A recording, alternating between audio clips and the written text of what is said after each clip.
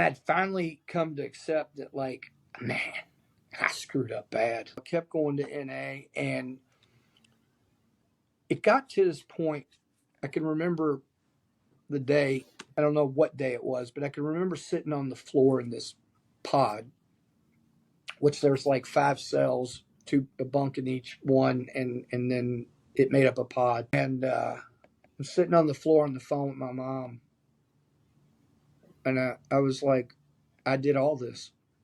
This is my fault. I did every bit of this. Because up until that point, I would blame my ex-wife, my dad, the cops, dirty detective, my lawyer screwed up. It was my old roommate.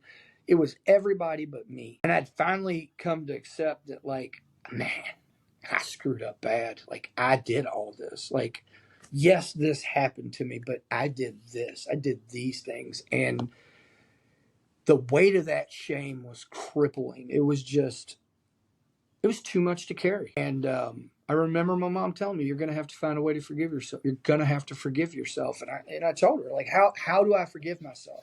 I don't know what to expect.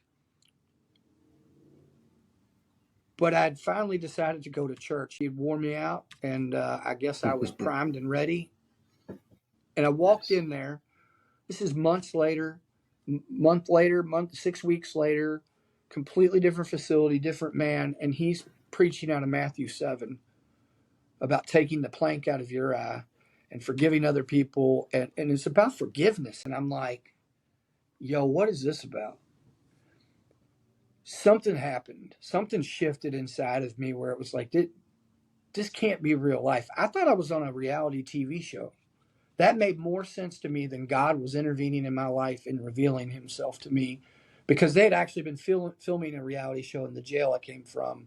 I thought, man, this is some kind of crazy social experiment, because, again, that made more sense to me than God was showing up in my life. I dared him to prove his existence, and he was. But see, I was so egotistical and unhealthy. I had to be stripped of all illusions of control before I could accept that I wasn't in control. I never was. And that he had been there every step of the way in my life, or he had sent his people to be in my life